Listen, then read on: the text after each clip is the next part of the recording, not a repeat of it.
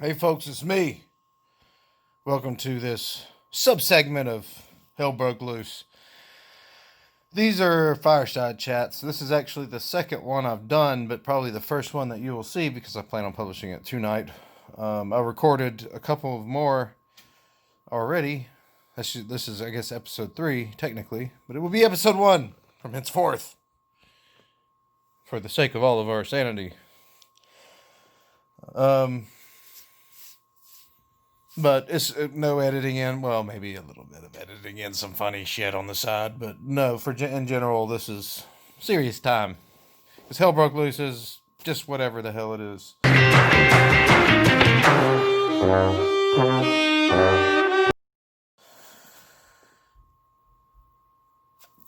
I fixed the floor yesterday upstairs doing some work. Kind of fell asleep early. Didn't find out anything till I woke up about 3 a.m., I'm sorry, this morning. And immediately when I wake up, almost as though like some sort of zombie, like before I even pee, I check the Drudge Report. Just kidding. It's even worse than Facebook, folks. The addiction to the Drudge Report. I've been doing that now for 10 years. But I just want to quickly see everything in the world that's happening. And I don't want to read about it necessarily. I just want to see if there's anything in red or black, exciting, things that might affect me, my family, or my psychology at any given moment. And of course, the top of Ruth Bader Ginsburg. I prefer Ginsburg because I like liquor. But yes, Ruth Bader Ginsburg passed away. And that's a very great loss to the nation. My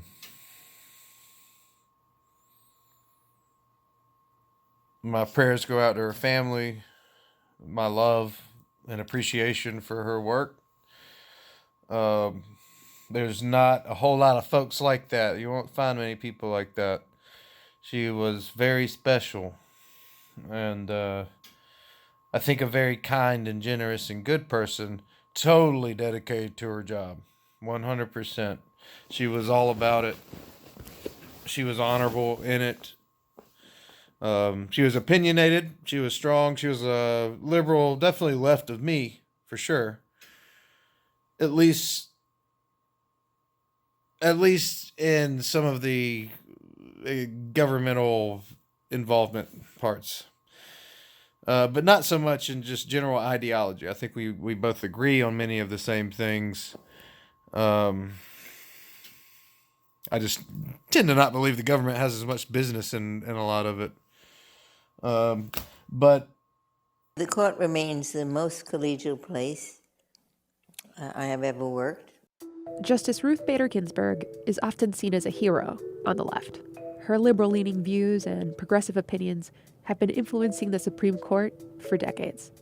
But when it comes to her relationships with her more conservative colleagues, she's quick to defend their place on the country's highest court, including President Trump's 2 appointments, Justices Neil Gorsuch and Brett Kavanaugh. My 2 newest colleagues are very decent, very smart individuals. She has stood up for Kavanaugh, even after his controversial appointment and explosive confirmation hearing. You're asking about, blackout. I don't know. Have you? Could you answer the question, Judge? That's not happened. Is that your answer? Yeah, and I'm curious if you have.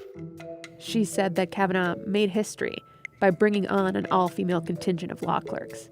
It's the first time in the history of the United States that there have been more women clerking at the court than men. And this type of civility goes beyond Ginsburg. The justices have a history of intense disagreements, but sticking together against outsiders. Her well-documented friendship with the late Antonin Scalia is just another example of the respectful decorum between justices. I have never gotten angry at Ruth or at any of my colleagues because of the way they voted in an opinion. I mean, if you cannot disagree with your colleagues on the law without taking it personally, you ought to get another day job. I mean, it's just not the kind of a of a job that will allow you to behave that way. So Ruth and I disagree on the law all the time. It has never had anything to do with our friendship. It's kind of hard to describe exactly the level of loss that this is to the people of America, to you and me. Because the balance finds center over time. And it's the same in people and in bureaucracies and everywhere else. In the courtroom and jobs and work. So like over time, I don't know, things kind of come closer to center. And but that's important for institutions that are there to be institutions, such as the Supreme Court or the university system even, but the Supreme Court being basically the highest one in our culture. So temperance, and not just that, but experience and wisdom, and just having hours under the belt are just very important. And also gray hairs, age, respect your elders. Age is extremely important. Extremely important. Because with age, I'm not going to say for all you freaking crazy fucking leftist, educated fucking liberal elitist baby boomers, bitches. She was probably a baby boomer. No, she was prior to that. But the rest of yous, I'm not including you. If you don't have wisdom because you bought an ideology when you were in college and for your entire freaking lifetime never freaking grew out of it, and now you just have hammered it into your own like spinal cord so that you cannot pull it back out without suffering paralysis or extreme brain damage, you don't count. Ruth Bader Ginsburg was not one of those. And neither are hopefully all the Supreme Court justices. But that's one of those things where only time will tell. And time, I think, will speak kindly to her. I don't agree with a lot of her stuff. But I do believe in her character, at least from afar. I've never met her, never hung out with her, but I've read about her extensively in the past. She's been a Supreme Court justice basically my whole cognitive life. So, yeah, I mean that's a big. There's a new era coming. Is it good or bad? It should be good. That would be the hope. But now, of course, the left is going crazy. And they're going to completely collectively lose their minds because that's what just happens all the time when things happen. Anything that's reasonably excitable. Like, people are going to go batshit. It's going to take like 4 or 5 days because nobody even understands really what's going on. It's just, most people really just don't care or know.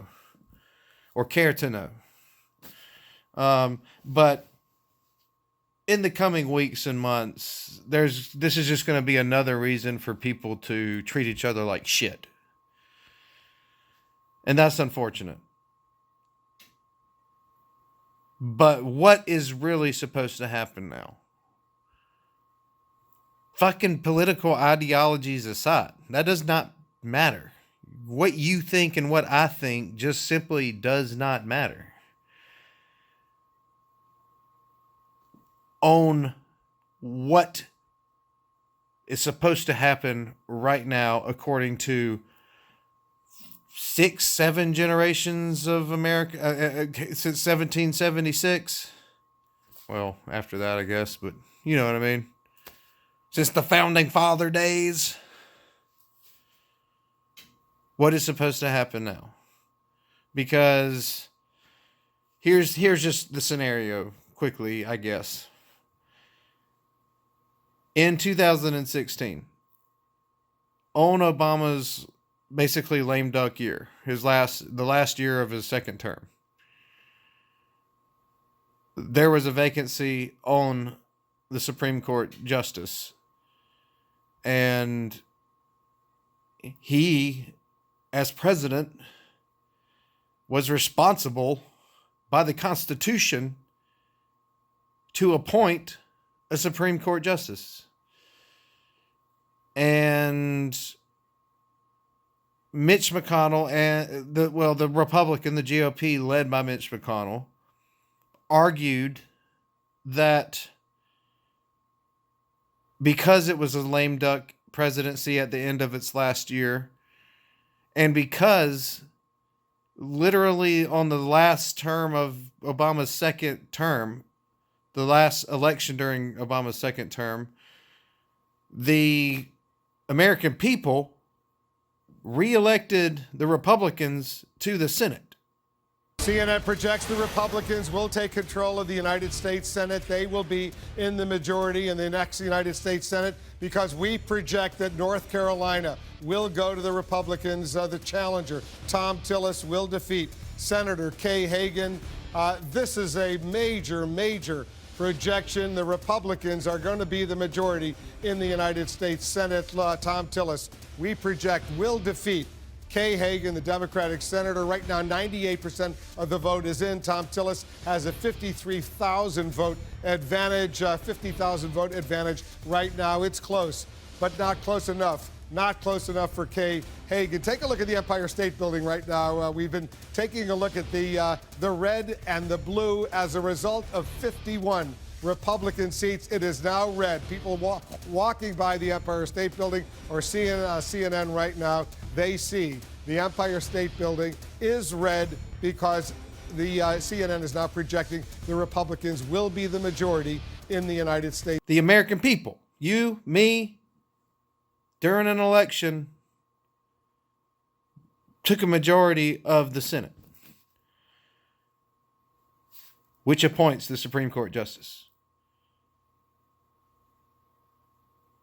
However, for as long as it's basically been as long as any of us need to care, since the 1800s, 1860s or something long time ago, the president doesn't vote, or a foreign held Senate does not, or the opposite party held Senate does not vote against or for the nomination of the president in the opposite party. Basically, he wasn't going to win. It was a loss. And so they basically, what they said was, it's for the American people to decide who chooses a Supreme Court justice, and you should not be appointing anyone because the people have spoken. And they had. And he knew they had. That's why he dropped the fucking deal. He didn't move forward with it. Because what's the point? The American people have spoken. They've elected a majority Senate. I'm only going to put up people that they're obviously not going to appoint, the American people, through the election. So, okay. I'm going to proceed on my leader time. Without objection. Mr. President, the next justice could fundamentally alter the direction of the Supreme Court and have a profound impact on our country. So, of course, the American people should have a say in the court's direction. It is the president's constitutional right to nominate a Supreme Court justice, and it is the Senate's constitutional right to act as a check on a president and withhold its consent.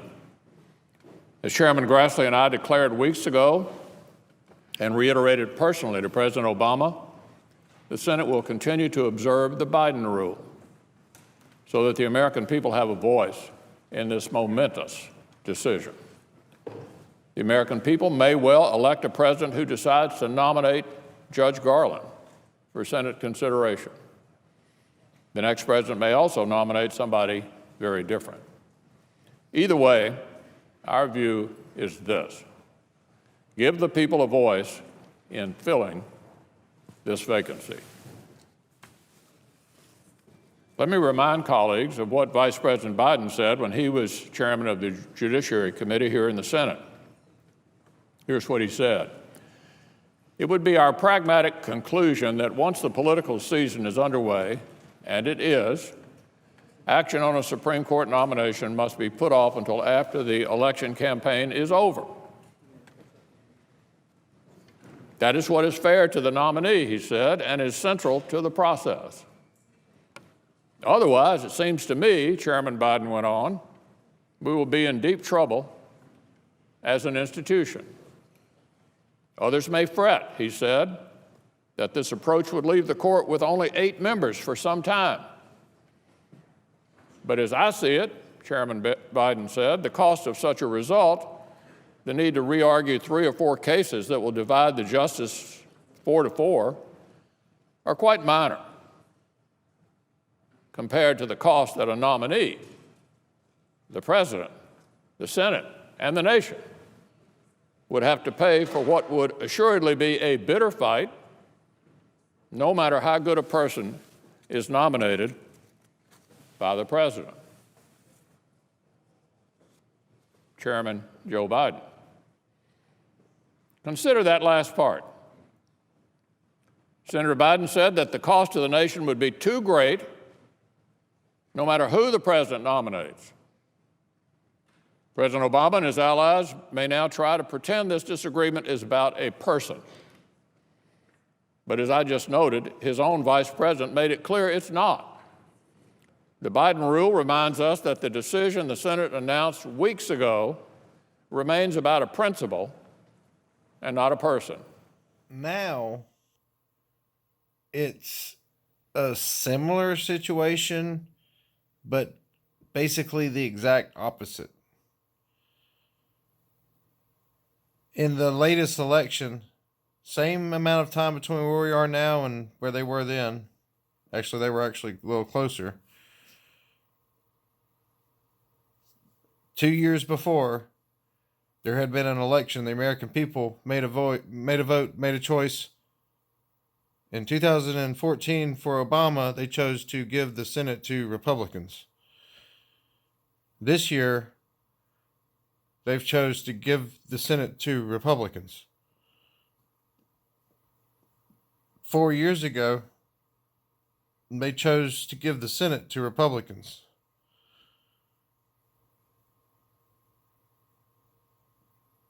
So at this point in time, it's kind of the inverse of what you saw there. Now, the people have decided who the Senate shall be, and it is in line with the president. And they're probably about to re-choose. Probably the same, but we can't assume that.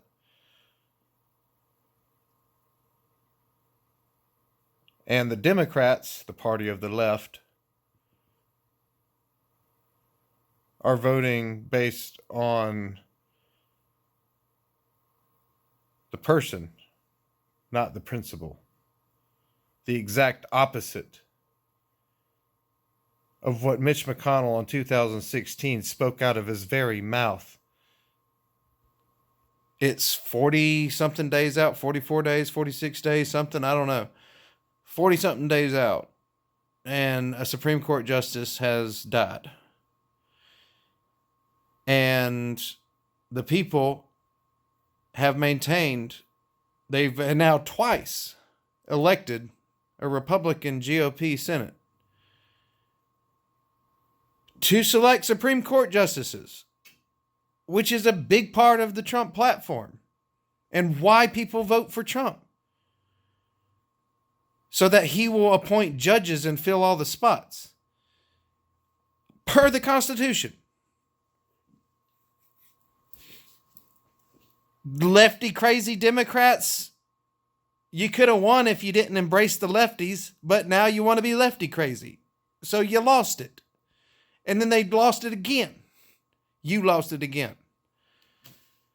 Because people like me who are liberal on the conservative end, and who are kind of disgusted in many ways by Trump and his just, the lack of culture and class and tact and sometimes morality.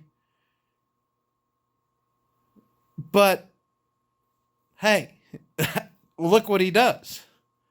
Look what he has done. Not what everybody is hysterically saying that he's doing with like destroying the world, because like, where is that happening? Where do you see that? Where is he being bad to Latino people? Where is he screwing the Mexicans? Where has he done anything but help black people? Where has he done anything but help women? Where has he done anything but help you? What has he done except put money in your pocket, give access for you in an economy and during a time when prior to him, there was basically nothing to get because it was tight and the economy was not roaring.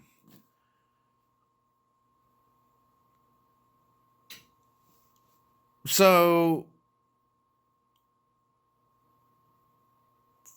on record, the people of the United States of America, not the Electoral College, selected a Republican GOP Senate in 2016 and House. Then they did it again in 2018 with the Senate, but because of people like me, not crazy leftist, but moderate to center liberal conservatives, don't like the Nazi, not the Nazi, don't like the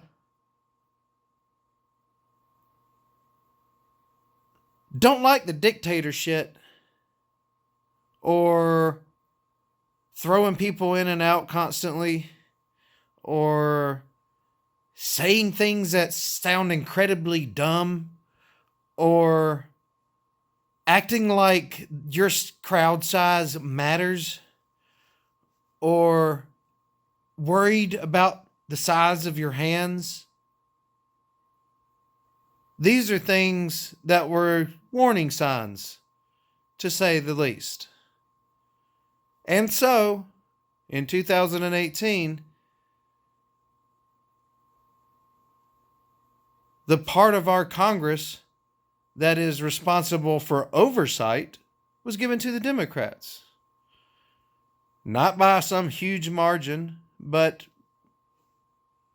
a check was placed in there, in the balance, as is supposed to happen, and as has happened throughout our history.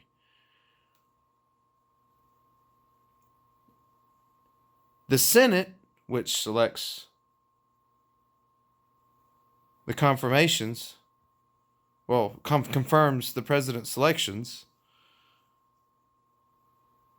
they were given back to him because, on record, outside of his personal weirdness and fuckery, the record is massively good for everyone involved, regardless of race, color, creed, or religion.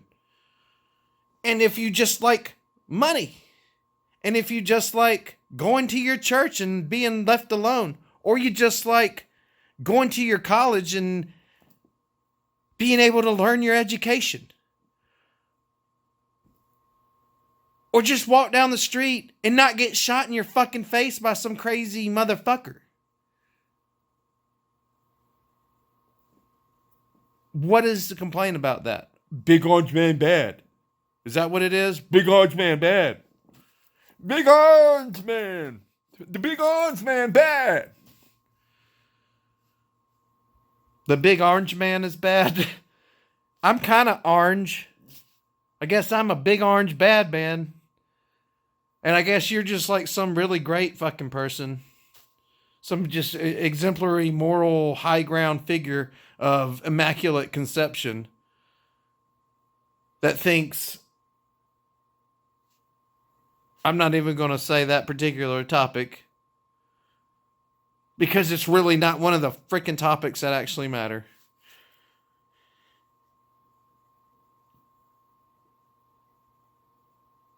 Trump rally on right now. As of right now, I'm voting for him. It's going to be hard to change my mind. My mind was changed 5 months ago. And it was not over the economy. Because that's not my number one prerogative. That's what elects the president, is the economy every single time. So who if the economy is good, president wins. But the moral shit had gotten to the point where it wasn't for the Democrats. It was a mandate against Trump for me. It was saying you're not worthy of the office if you cannot conduct yourself. And I personally have seen improvement from that time. And he was getting a lot of help from a lot of his own people too on that front, and still is.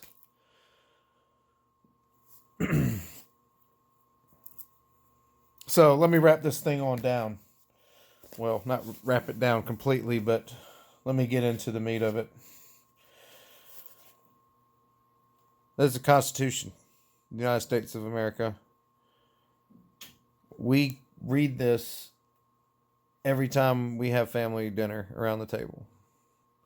It's just part of eating food. It's not the only thing we read, but it's one of the things that we read every single time. Because I want my kids to know and not be fucking idiots where they are and what is happening around them. But I think it's Article 2, Section 2, something like that. I know it's Section 2, or Article 2. I know it's Article 2, Section 2, because I read it all the freaking time. Just going to find it here. Article 2, Section 2. All right. I don't know if you can actually see that. He shall have the power, by and with the advice and consent of the Senate, to make treaties, provided 2/3 of the senators present concur. And he shall nominate, and by and with the advice and consent of the Senate, shall appoint ambassadors, other public ministers and consuls, judges of the Supreme Court, and all other officers of the United States whose appointments are not herein otherwise provided for, and which shall be established by law. But the Congress may by law vest the appointment of such inferior officers as they think proper in the President alone, in the courts of law, or in the heads of departments. Constitution of the United States. Article 2, Section 2, which covers presidential appointments, which is basically anything that's not appointed otherwise. There are things that are not appointed otherwise. But that is, the judge, the Supreme Court, is appointed by the United States President and then confirmed by the United States Senate. That is when a president is sworn in and they say, I swear to uphold and defend the Constitution of the United States of America. Just like anyone who said, I did that. Anyone who joined the military. Anyone who takes any office of any import whatsoever in this land takes the oath to uphold and defend the Constitution. And the Constitution clearly states that the President of the United States, also in the Constitution, it talks very much about the Electoral College and the vote and how the President is elected to the United States. and the Senate and all the rules that apply to that, all of which were in effect and in play in 2016 and in 2018 and will be in 2020, regardless of how much the frickin' mainstream dickwads want to try to convince you that there's going to just be riots and crazy bullshit. There probably will be fucking leftists.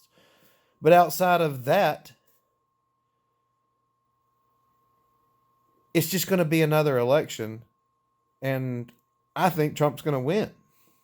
Because people like me are now feeling exactly like we felt in 2016, when the only reason we cared about Trump, I didn't vote for Trump, but people like me that felt the way that I felt. I felt that I just couldn't do it. I couldn't actually do it in good conscience. But I definitely wanted him to win. Because I did not want Hillary Clinton to be the president. That's just blasphemous and disgusting. And at the time I thought Trump was just blasphemous. At least it wasn't disgusting. But now, almost 4 years later, looking back, there is a record. Trump has a record of what he has done for everyone in this country, including the crazy leftists that want to just hate him no matter what, because they don't even know how their own mouth gets fed food into it. They're that caught up in the social media network that they've literally just lost their fucking minds. And everyone is, to some extent, in that process of losing your fucking minds. I am too, because of that infrastructure and how toxic and bad it is. But let's just say there are always the weak in society, and the weak in society has lost its goddamn mind and is the baby darlings of the media, because they make their bread and butter off of headline news. And what better than a bunch of crazy fucking leftists burning shit down everywhere? That is great news. So all of this stuff, whether or not Mitch McConnell back then, now I told you the story of what happened in 2016. Everyone knew that. It's not like you needed to hear it from me, but now that you did, in case you weren't paying attention, now you know. That's what happened. So now they're calling Mitch McConnell and the others hypocrites because they want to confirm a United States Supreme Court justice according to the Constitution right now, before another presidential election. And so the twisted lens and screwery, fuck Tom swinery of the mainstream media and the leftist idiots are trying to twist this around and say that they're hypocrites because they argued in 2016, Mitch McConnell, that the people should decide, the people choose the Senate, and they should decide who the president is, not the president. They should decide who the Supreme Court justice is, not the president. The president chooses, but the Senate decides. And they were making a case that the president was basically a lame duck in his final year. And the Senate, the people, had just replaced his Democratic Senate with a Republican Senate, stripping him of that right to choose to appoint, well, not to appoint, he could still put forward a justice, but like the Senate is the authority on it, and the people chose a GOP Senate. So that wasn't going to happen. But now, of course, we're in a situation where they're trying to say it's hypocrisy Because Lindsey Graham said some shit too, but then he took it to another level, and like, fuck, it's Lindsey Graham. I mean, really and truly. So, like even Cocaine Mitch McConnell. I mean, I'm tired of the man. Like, we don't need that old leadership anymore anyway. Any more than the Democrats need Nancy freaking Pelosi. Like, I want term limits for the Senate. I think you should get your 6 years, and then you have to take one term off. I don't think there should be overall term limits, but just you cannot serve more than one term at a time, back to back. You have to let someone else in and then run against them again from the outside. But I mean, that doesn't matter what I think. What matters is what the Constitution says. And Obama, for all the talk that he ever did, was the most unconstitutionally draconian murderer that we've ever had in the presidency of the United States of America. He murdered and assassinated more people directly than George Bush. He expanded all of the worst parts of our freaking government. The fucking NSA and the CIA and all that crap that happened, the Benghazi crap, the wars in the Middle East. He created a vacuum that exploded into ISIS. He was an he shat and wiped his ass with the Constitution.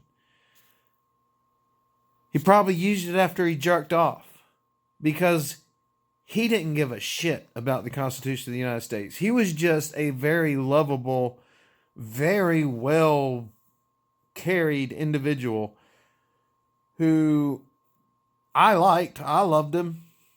We all loved Obama. Or you love to hate him, but I actually liked him because he just seemed like such a great guy. But by the record, feelings aside, facts don't care about your feelings. He was an atrocious president. He was as bad or worse than George W. Bush. And that's saying a fucking lot. Donald Trump isn't in either of those things. He crushed ISIS. He brought most of the troops back.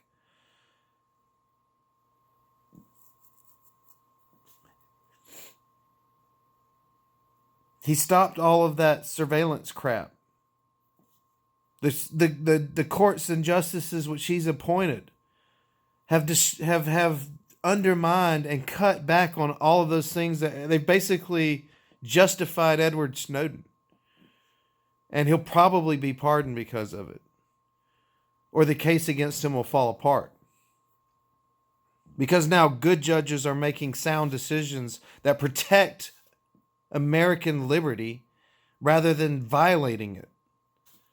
Obama only, when it came to judges, he appointed judges that would sign off on a FISA warrant.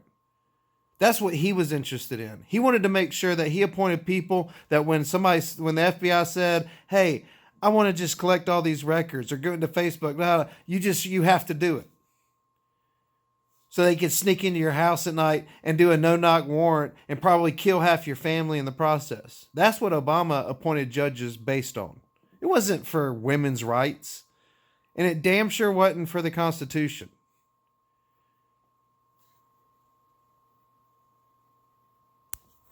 And neither was Bush. Bush was exactly like Obama. They were the same dude. Do you think he's a traitor? I know he damaged the country, and the Obama administration will deal with it.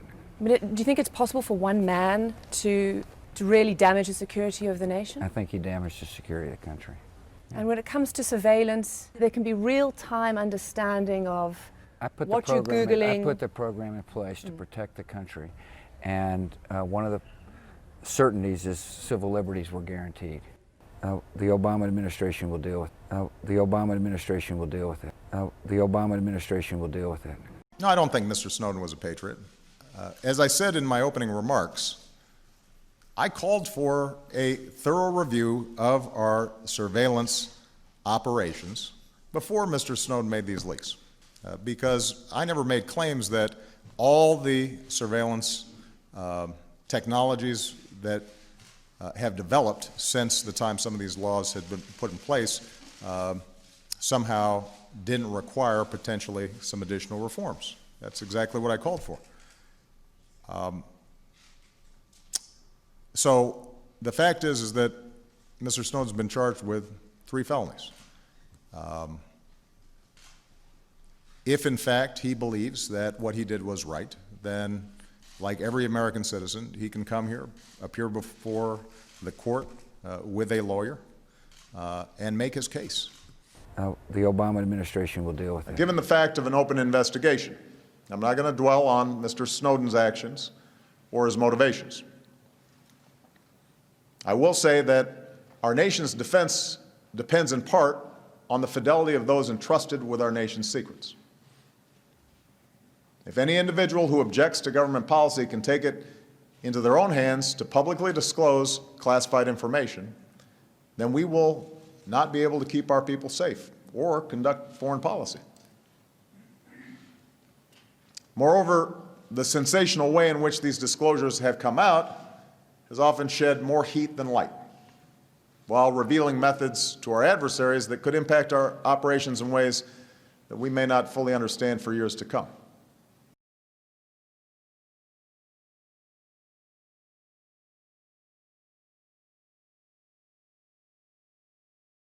This is what the president had to say today.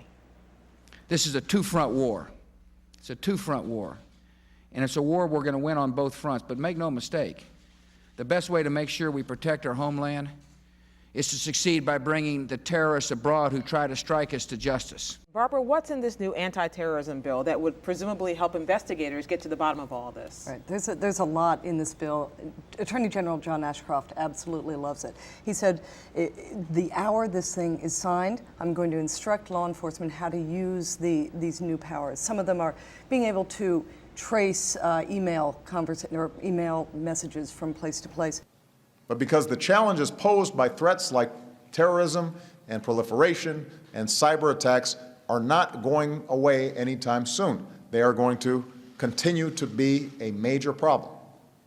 Go ahead. Do you want to give Edward Snowden a pardon and bring him back? You once suggested that. Well, I'm going to look at it. I mean, I'm not that aware of the Snowden situation, but I'm going to start looking at it. There are many, many people. It seems to be a split decision. There many people think that he should be somehow treated differently, and other people think he did very bad things.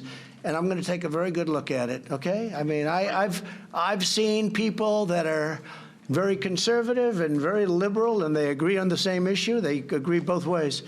I'm going to take a look at that very strongly. Edward Snowden. Yeah, please. It's tremendously gratifying to have this level of support. But as I said, my condition for return is simply a fair trial. Now, we didn't see the Obama administration talking about a pardon in this way, and I think Trump has commented again since then that he thought, treatment was very unfair or could be. And there's been a lot of speculation that's come from this, but there's been no contact. I was as surprised as anybody else to see this.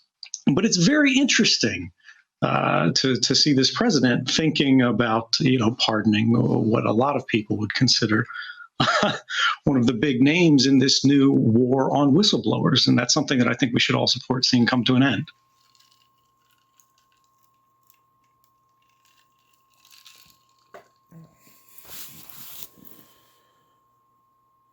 We just had an election in 2018. The blue wave never materialized. Yes, we lost the House. Yes, that was a good thing. I say we didn't lose the House. I gained the House because I'm not a color. I'm a patriotic, liberal, conservative American. Whatever you want to call that. I care about the Constitution. I care about morality. I care about the rule of law. I care about safety. But freedom and the rule of law and equality and justice under the law, that's pretty much like that's all I want to expect from the government. And to help keep and maintain the public and federal militia. Not the private militias.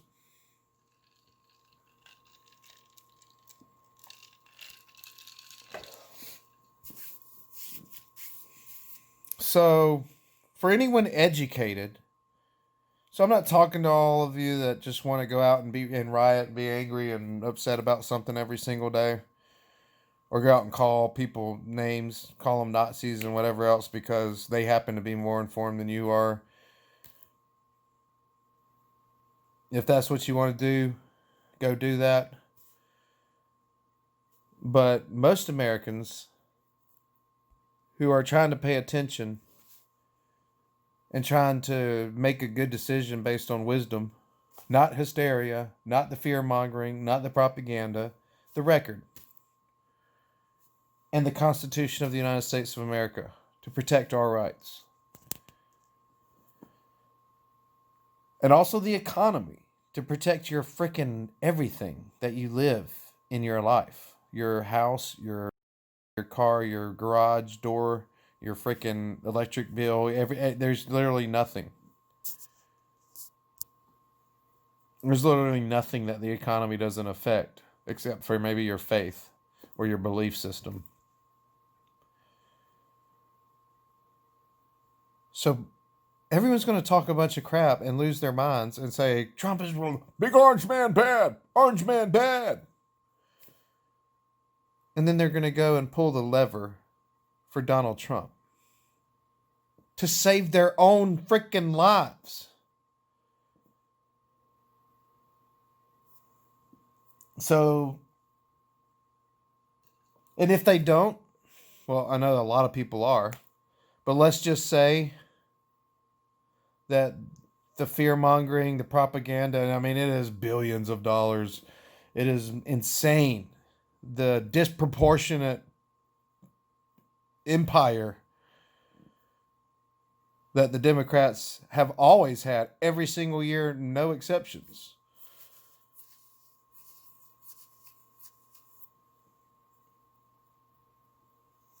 Democrats are basically never grassroots. They're always paid for. But if you can get enough moderate centrists, then they can win elections. If there's just nothing really of conscience, then when people can vote on emotion, when we're so privileged, we're so fat off the hog, and when there's not enough bad things happening in our own backyards, and we can just vote on virtue signal and emotional, just like utopian thought because like nothing really affects us, that's when people vote Democrat. That's when people vote for Democrats. That outside of people that were just completely indoctrinated through their school or their union or something like that.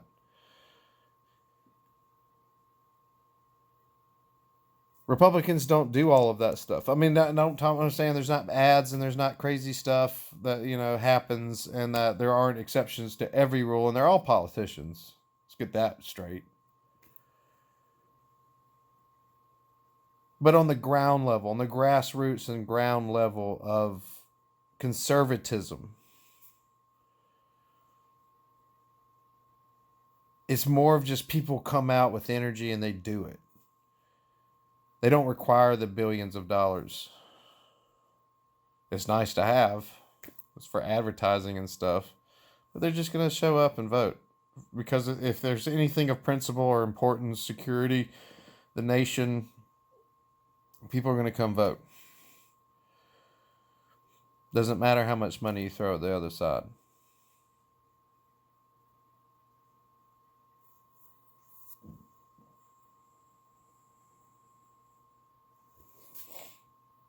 So what's going to happen?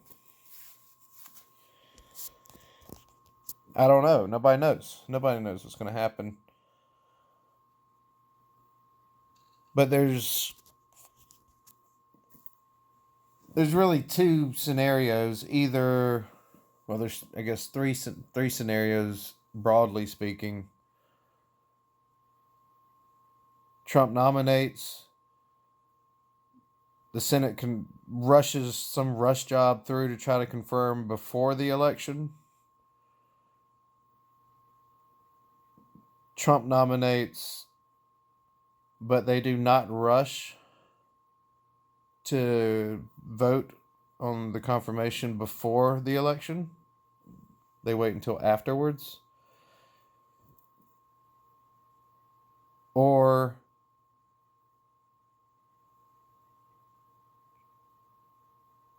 I guess Trump doesn't nominate, or else the Senate doesn't confirm him, because like that's, he's already said he's going to do it. So those are basically the two. Those are the two options right now. They are going to vote. Trump is going to appoint, and the Senate is going to vote. It's just, will it be before or will it be after the election? If it's before, I do not support that. I do not think that's a good idea. I'm not saying it's unconstitutional. I'm saying that appointing a Supreme Court justice is not a political act. It is not a campaign slogan. It is not a flippant part of the bureaucratic administrations that can just be used as pork barrel, or not pork barrel, but political propaganda. It's a sacred thing. It's a very important thing. And I think Trump is the man for the job, as much as Biden will be, for sure.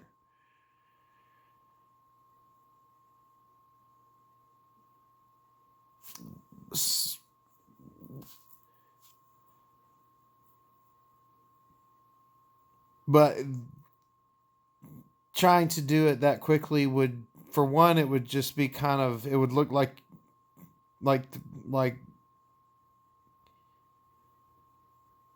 the American people should choose. And I think they will choose, as they already have twice in a row. So I think the American people should choose. And on November 3rd, 2020, there will be another Senate election for a lot of those senators. And there are some battleground states in play for the Senate. It's not likely that Trump, in fact, Trump might gain some seats. If the polling, and as bad as everything, as they're spinning everything to look for Trump right now, the way that it's matching exactly, everything they're doing is exactly the same as 2016. They're making all the same mistakes exactly the same again. Based on that, he's looking like he's going to win the Senate, and maybe win back the House, and maybe win everything. But definitely it's looking good for the Senate. It looks like if he wins the presidency, he'll win the Senate. If he doesn't win the presidency, the Senate still might be. But like the Senate looks good either way from what I'm seeing. But it's a lot harder of a metric, because you're talking about a bunch of different states and different policies, and like only the who keeps up with that level of freaking detail. You cannot trust the polls. So if he waits till afterwards, then the Senate might flip. If the American people do not want and believe that Donald Trump or the Republican GOP should select the next Supreme Court justice, then we'll see during the election. I don't see that as any way really a threat to Trump. That's what he did in 2016. That's what he did in 2018. And he's won both times. Why would he lose this time? He hasn't really changed. He's been completely steadfast.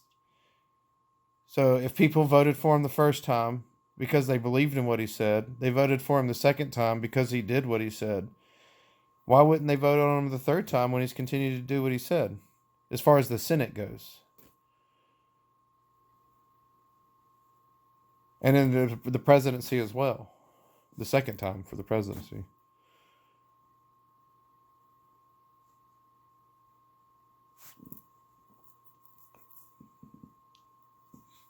But if we the people elect a Democratic Senate majority, then, I mean, as far as I'm concerned, the matter's closed. Well, not closed in the sense that, like, Trump still doesn't, if he wins the election again, then, like, he has the right as president to appoint, but he will have to contend much, or really not contend, he will need to negotiate, and he will need to compromise. He'll need to figure out a way to meet in the middle with the Democratic Party in the Senate, if they will even, I worry that they're too fanatical to, at this point with their base, to even, like, they probably just wouldn't let him have anything, which is fine. You know, it's okay. That would be the vote. The Senate will vote the way the Senate will vote, and it will vote according to what the people elect. It's very clear this year, like, what you're voting for. You're voting for Donald Trump to decide and the Republicans to decide, or for the Democrats and Joe Biden, or Trump and the Democrats.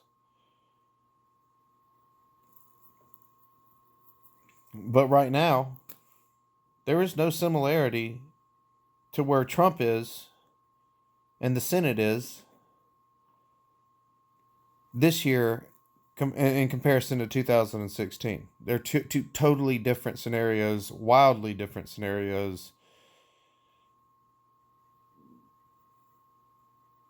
I think the only principle of the thing that was said that should apply in this case is that it shouldn't be a rush job to get the confirmation through before November 3rd. As if they're afraid that they'll lose, and therefore the American people will strike down their confirmation. And why should they feel that way? Why shouldn't we just have faith in the American people to get out and once again, for the third time in a row, appoint a Senate that will appoint a Trump justice? Well, that was a lot of talking. Got to learn how to speak more concisely, I guess, but that's another fireside chat. It's just time. I'm just talking. I'm thinking. I'm inviting you to think with me. Think for yourself. But don't just watch everything and just listen and adopt an opinion. Really think about what's happening right now. Read the Constitution a little bit. Go to the Biden campaign and the Trump campaign and read both of their, not the whole thing. Read their everything that they've got as far as their plans and their mission and their goals.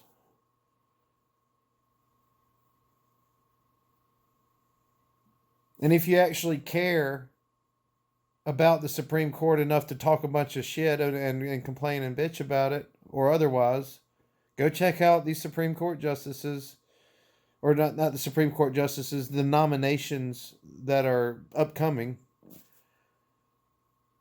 and look at some of these justices. I saw an article today about how far right-wing they are.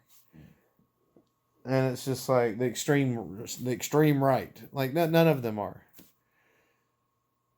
But I'm still reading about them. I'm going to learn more about them. I invite you to read and learn more about them. Maybe I'll discuss them after I've done more research into them. Again, this is just happening today. I'm not a politician. I don't keep up with all the freaking judges. But now that it's in the spotlight, I'm sure that I will dive a little deeper into, who these people are. But it's 2 women and a Hispanic man. Sounds pretty white supremacist, right?